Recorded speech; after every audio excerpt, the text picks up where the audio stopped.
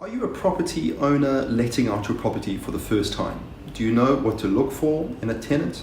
Hi, I'm Simon Dippenau and I'm an attorney. Maybe you've managed a rental in the past and had an unsatisfactory experience. The road to finding a good tenant is littered with red flags. But if you know what to look out for, you should enjoy a good relationship and a useful income. Now, I recently spoke about unfair discrimination in the letting process. It's not acceptable under any circumstance, nor is it legal to discriminate against a prospective tenant on the basis of sex, race, age, religion, etc. But you are entitled to vet tenants for creditworthiness and past rental behavior. You are within your rights to ask for a reference from their previous landlord.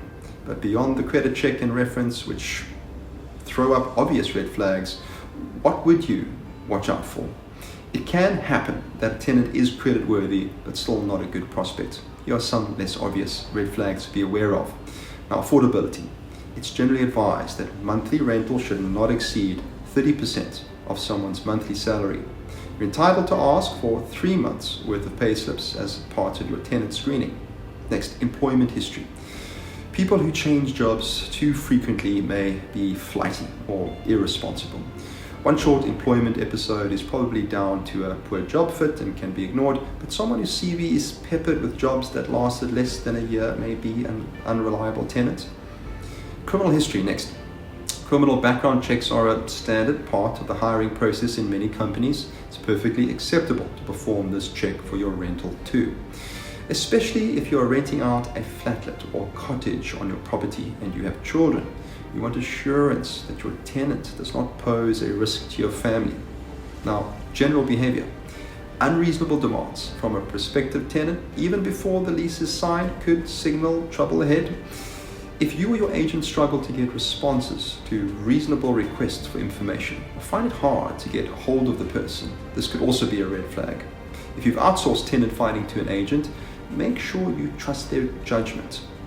Good rental agents are experienced in spotting potentially problematic behaviors, so ensure you have faith in your agent. Once you sign a lease, how can you guarantee a healthy landlord-tenant relationship?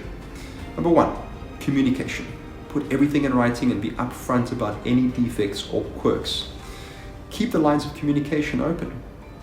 Remain calm if anything goes wrong and seek advice from a law firm skilled in rental law, such as my firm, SD Law. Number 2, beware of cash. It may be tempting to accept a large sum of cash as an advance for rental payments. Don't let this take the place of a rental check. Just because someone has a lump sum now does not mean they'll make regular payments on time in the future. 3, don't rush. If the tenant seems to be delaying signing the lease, don't automatically assume they're going to back out. They may just be slow decision makers or want to run the lease past their own lawyer.